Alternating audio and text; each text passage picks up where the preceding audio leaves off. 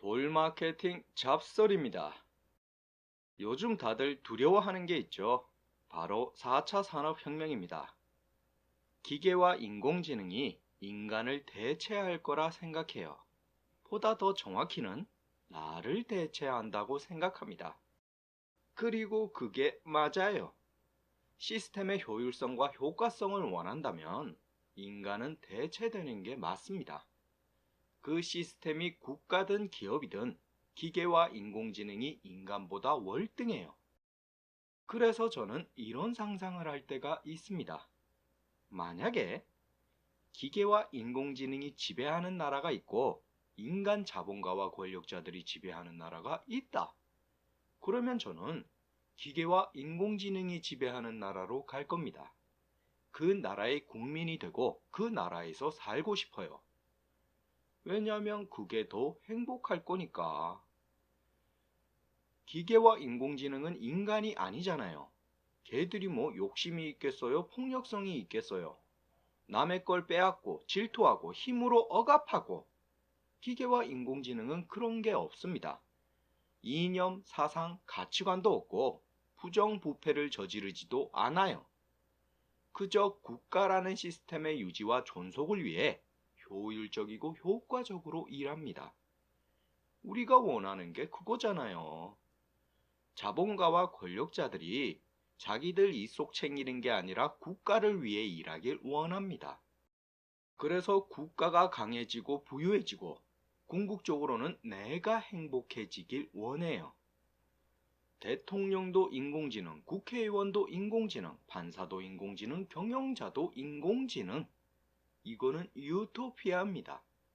기계와 인공지능이 지배하는 곳은 피지배층에겐 유토피아 같은 나라예요.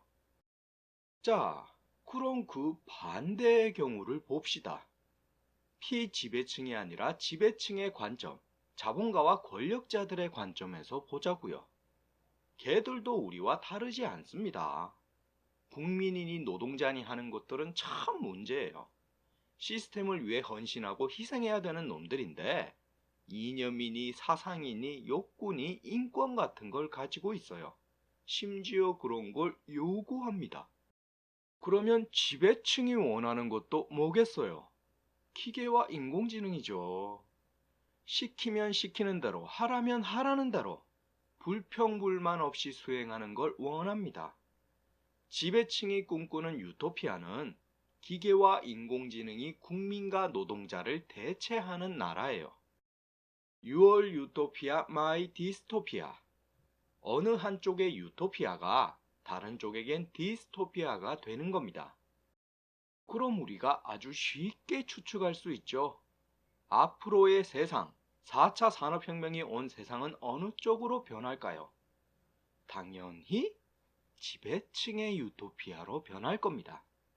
그게 우리가 4차 산업혁명을 두려워하는 이유예요. 분명히 세상은 유토피아로 바뀌겠지만 그 유토피아가 나한테는 디스토피아인 겁니다. 하지만 전에도 말씀드렸듯이 벌써 두려워할 필요는 없어요. 이거는 최소한 20, 30년 후의 일입니다. 4차 산업혁명을 두려워해야 하는 건 우리가 아니라 유치원생이나 초등학생이죠. 물론 기계와 인공지능, 그 기술 자체는 훨씬 더 빠르게 실용화될 겁니다. 하지만 문제는 뭐다? 비싸다는 거죠. 어떤 새로운 공정이나 제조법이 적용되려면 엄청난 초기 자본이 필요합니다. 노동자들을 전부 기계와 인공지능으로 대체한다? 그럼 기업은 초기 투자를 해야 되는 거예요. 그래서 일부 대기업을 제외하고는 기계와 인공지능이 실용화된다 해도 곧바로 도입하지는 못합니다. 부분 조금씩 도입될 거예요. 그 도입하는 과정이 20, 30년 걸린다는 거죠. 그리고 가능성은 엄청나게 낮지만 아예 기계와 인공지능이 도입되지 않을 수도 있습니다. 노동자 스스로 자기가 대체되는 걸 막을 가능성도 있어요. 그게 뭐겠습니까? 불매운동. 노동자는 노동자인 동시에 소비자입니다. 출근하면 노동자지만 퇴근하면 소비자예요. 그 소비자들이 만약 불매운동을 한다면, 야, 공장에 기계 쓰지 말고 사람을 써. 니네 만약 기계 도입하잖아? 그럼 우리는 불매운동이야. 이런 식으로 저항한다면 어떻게 될까? 그러면 기업은 어떡할 것 같습니까? 기계 인공지능 도입 안 하는 거죠. 막대한 투자로 기계 인공지능 도입했는데 소비자가 제품을 안 사줘요. 노동자 대체했다고 불매운동 해버립니다. 그런 기업은 쫄딱 망하는 거죠. 뭐 대기업이니 다국적 기업이니 엄청나 보이지만 소비자가 안 사주면 끝입니다. 하지만 그럴 가능성은 엄청나게 낮아요. 소비자 불매운동이 발생할 가능성은 거의 없습니다. 왜냐하면 내 일이 아니거든. 내가 기계 인공지능으로 대체되지 않는 이상 대다수의 소비자는 절대 불매운동하지 않습니다. 최근에 아주 엄청난 뉴스가 있었죠. 운동화 만드는 아디다스가 완전 자동화 공장을 가동했습니다. 그래서 중국 공장을 폐쇄하고 본국인 독일로 돌아갔어요. 그러면 아디다스의 운동화 가격은 어떻겠습니까? 아디다스 운동화의 원가는 어떻겠어요? 낮아지죠. 원가가 낮아지고 가격도 낮아집니다. 나이키 운동화가 10만 원이라 치면 아디다스는 5만 원이에요. 그럼 대부분의 소비자는 아디다스 삽니다. 그게 합리적인 소비예요. 다른 사람들이 일자리 잃었다고 난리를 쳐도 관심 없어요. 왜냐면 내가 일자리 잃은 게 아니니까. 다른 사람들이 불매운동 한다고 난리를 쳐도 관심 없어요. 왜냐면 나는 합리적인 소비를 하는 거니까. 그게 인간입니다. Your Utopia, My Dystopia. 이게 꼭 지배층과 피지배층만 해당되는 게 아니에요. 개인마다 다 똑같이 적용되고 있습니다. 다른 사람이야 죽든 말든 내 일이 아니면 관심 없는 거예요. 그건 너의 디스토피아지 나의 디스토피아는 아니니까. 아프리카에 수만 명이 굶어 죽네, 어디에 전쟁이 났네, 어느 나라의 노동 착취가 우리나라의 이익이 되네. 이런 거 신경 쓰는 사람 있습니까? 없어요. 그런 거 말하고 다니면 오히려 욕을 먹습니다. 야, 이 새끼야. 나도 먹고 살기 힘들어 죽겠는데 내가 그딴 거 신경 써야 돼? 목구멍이 포도청이야. 나도 지금 힘들다고. 어? 라고 말합니다. 그리고 그게 틀린 말이 아니죠. 맞습니다. 내가 고통받고 힘든 상황에서는 타인을 돌아볼 여유가 없는 거예요. 그래서 한국의 자본가와 권력자들도 이해는 됩니다. 걔들도 우리랑 똑같아요. 피지배층이 보기엔 걔들이 정말 나빠 보이죠? 수조 원을 가진 새끼들이 최저시급 인상안에 10원, 20원 적어냅니다. 정말 지독한 새끼들 아닙니까? 하지만 걔들은 피지배층을 돌아볼 여유가 없는 거예요. 걔들이 한국에서야 재벌이고 권력자지 세계 무대로 나가면 하찮습니다. 우리가 흔히 노는 물이 다르다 그러죠. 자본가와 권력자한텐 자기들의 물이 있는 거예요. 노는 물 자체가 다릅니다. 그래서 걔들이 허구한 날 힘들다, 돈이 없다, 장사 못해 먹겠다고 난리 치는 겁니다. 우리가 볼 땐 이해가 안 되지. 피지배층인 우리가 볼 때는 걔들이 미친 것 같아요. 하지만 똑같습니다. 우리랑 걔들의 차이점은 노는 물이 다르다는 것 뿐이에요. 서로 하는 짓은 똑같은데 어느 위치에서 하고 있느냐만 다른 겁니다. 그래서 궁극적으로는 한국 자산가와 권력자들도 디스토피아예요. 4차 산업혁명, 기계와 인공지능의 세상은 한국 자산가와 권력자들도 대체할 겁니다. 단지 대체되는 순서만 다른 거예요. 지금 제일 먼저 대체된 게 누굽니까? 단순 반복 작업을 하는 노동자들이죠. 운동화 만들던 수만 명이 해고됐습니다. 일자리가 없어졌어요. 돈을 못 벌어. 앞으로는 이게 점점 올라올 겁니다. 상향식 대체가 이루어질 거예요. 그래서 우리가 뭐 하고 있습니까? 행복회로 돌리잖아.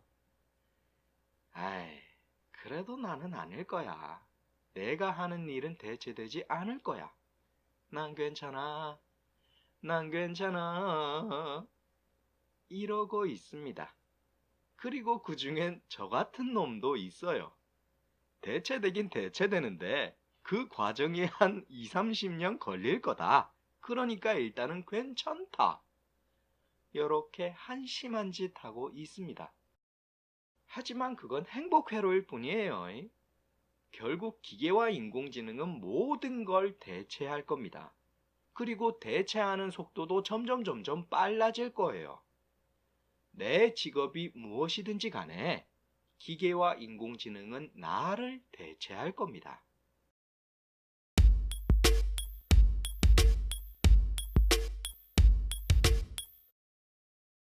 자, 앞에서 참 말이 많았는데, 그럼 우리가 살짝 주제를 바꿔서 미래의 소비 시장을 생각해 봅시다. 상향식 대체가 이루어지면 소비 시장은 어떻게 변할까요? 이 변화의 핵심은 구매력입니다. 필요, 욕구, 구매력, 수요. 요것도 전에 말씀드렸던 것 같은데 이 기회에 다시 설명드리겠습니다. 필요는 말 그대로 필요해요. 인간인 소비자가 무엇인가를 필요로 하는 겁니다. 그 대표적인 게 뭐다? 의, 식, 주. 그런데 이 필요는 변화하죠. 바로 다음 단계인 욕구로서 구체화됩니다. 내가 지금 배가 고파. 의식주 중에 식이 결핍됐어요. 그럼 그냥 밥 먹으면 됩니까? 사료 퍼먹을까요? 아니죠. 내가 좋아하는, 내가 원하는, 내가 먹고 싶은 음식을 떠올립니다. 그게 바로 욕구예요.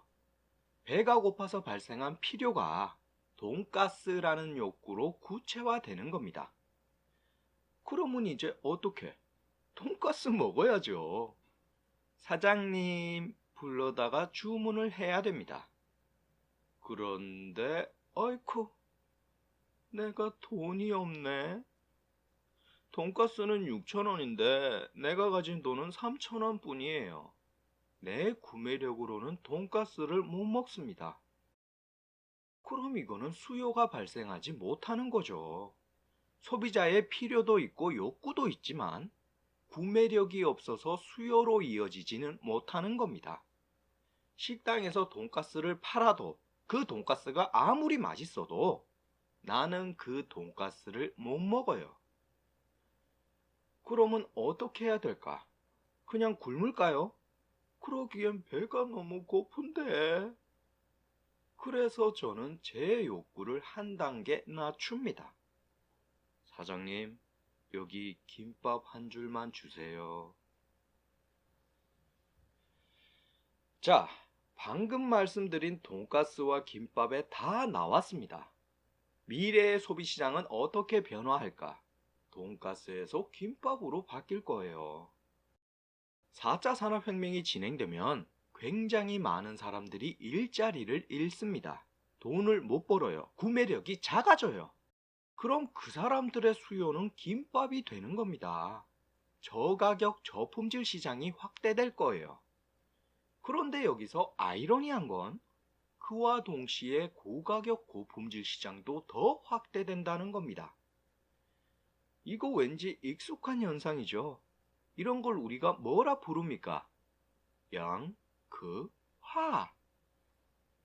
부의 양극화. 이건 소비시장에도 똑같이 적용됩니다. 부의 양극화는 구매력의 양극화예요. 구매력이 낮은 사람은 더 낮아지고 구매력이 높은 사람은 더 높아지는 겁니다. 그래서 결과적으로는 소비시장이 아주 뚜렷하게 나뉠 거예요. 저가격 저품질 그리고 고가격 고품질 시장이 나란히 성장할 겁니다. 대신 그 사이에 존재하는 시장들은 점점 사라질 거예요. 여기서 아마 많은 분들이 눈치채셨을 겁니다. 몰라리요? 양극화는 지금도 심하잖아. 지금도 중산층 사라진다고 난리인데? 딩동댕. 맞습니다. 4차 산업혁명이라 떠들썩한데 사실상 바뀌는 건 없어요. 지금이랑 똑같습니다. 다만 이제부터는 여러분이, 우리가, 내가 그 주인공이 될 뿐이에요. 벌써 10년 전부터 뉴스에선 뭐라 말했습니까? 양극화 심하다, 빈곤층이 늘어난다, 먹고 살기 힘들어서 사람들이 자살한다. 하지만 우리는 무관심했습니다. 왜냐면 내 일이 아니니까. 나는 아직 먹고 살만 하니까. 그러다가 마침내 우리 차례가 온 거예요. 4차 산업혁명, 기계와 인공지능, 그건 핑계일 뿐입니다. 설령 기계와 인공지능이 없었더라도 언젠가 우리 차례는 왔을 거예요.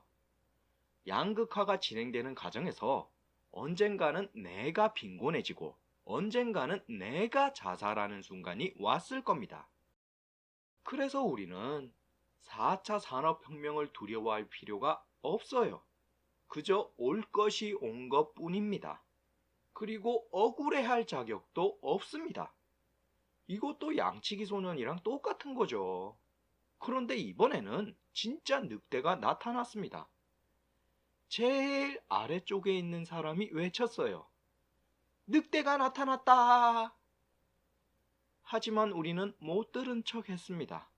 왜냐면 내가 잡아먹히는 게 아니니까. 그래서 결국 그 사람은 죽고 바로 위에 있는 사람이 또 외쳤습니다. 늑대가 나타났다! 하지만 우리는 또 못 들은 척 했어요. 그렇게 한 사람 한 사람 차츰차츰 위로 올라왔습니다. 그래서 이제 내가 외치는 거죠. 기계와 인공지능이 나타났다. 누가 나 좀 살려줘라. 정말 냉혹한 현실이죠. 인정하기 싫고 받아들이기 싫은 현실입니다. 그래서 아주 먼 옛날부터 철학자와 사회학자들이 가졌던 의문이 있어요. 인간은 무엇인가? 인간은 왜 존재하는가? 라는 의문을 가졌습니다. 만약 인간이 쓸모가 없고 인간이 존재해야 할 이유가 없다면 우리는 다 죽어야 됩니다. 살아있을 이유가 없는 거예요. 그럼 우리가 100년 후를 생각해 봅시다. 4차 산업혁명이 완전히 적용돼서 유토피아가 된 세상을 보자고요. 그리고 아주 낙관적인 가정을 해서 기본소득이 보장된다고 쳐요. 내가 일을 안 해도 나라에서 매달 200만 원을 줍니다. 너 먹고 살라고 200만 원을 줘요. 그럼 우리는 뭐 하고 살겠습니까? 뭘 하고 살아야 내 존재 가치를 증명하겠어요? 과거에는 우리가 일을 함으로써 존재 가치를 가졌습니다. 내가 배우고 숙달한 능력을 통해 사회 구성원으로서의 역할을 했어요. 그런데 100년 후에는 어때? 매달 200만 원어치 소비만 해요. 자원은 한정돼 있는데 그 한정된 자원을 갉아먹는 존재가 되는 겁니다. 그러던 어느 날 인공지능 대통령이 와가지고 저한테 묻습니다. 삐리삐리, 인간 살아있어야 할 이유 대답해라. 대답하지 못한다면 인간 죽는다. 삐리삐리.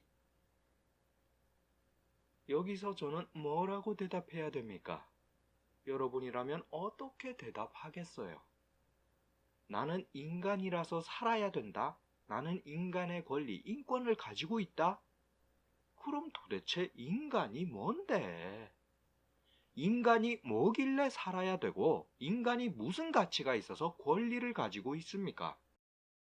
철학자와 사회학자들이 가졌던 의문이 이겁니다.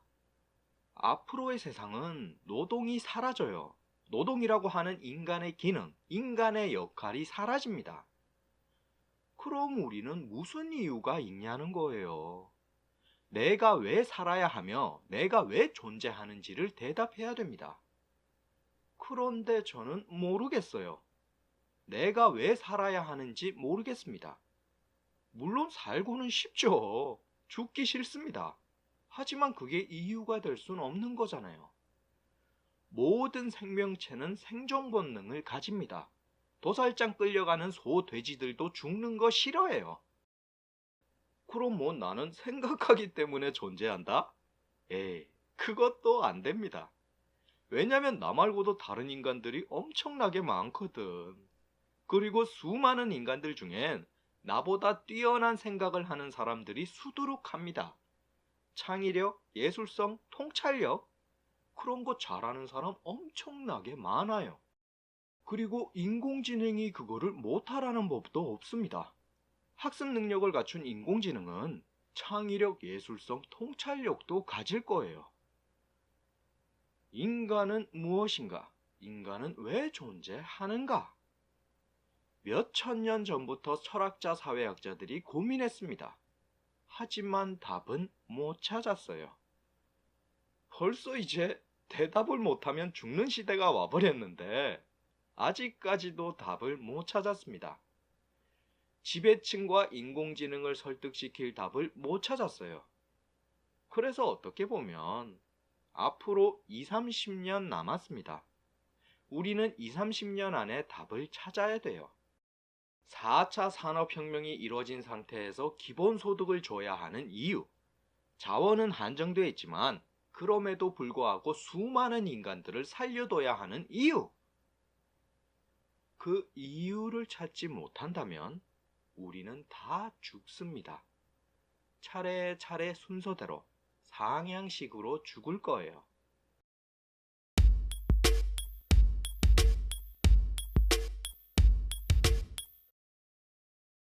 네, 죄송합니다.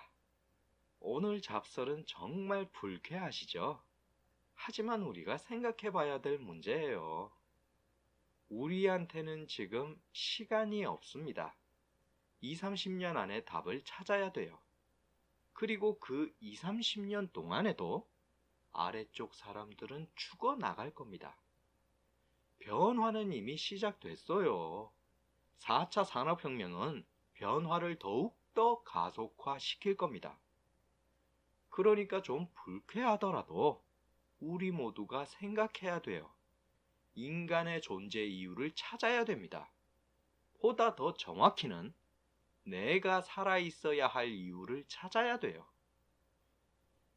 돌마케팅 잡설 마치겠습니다.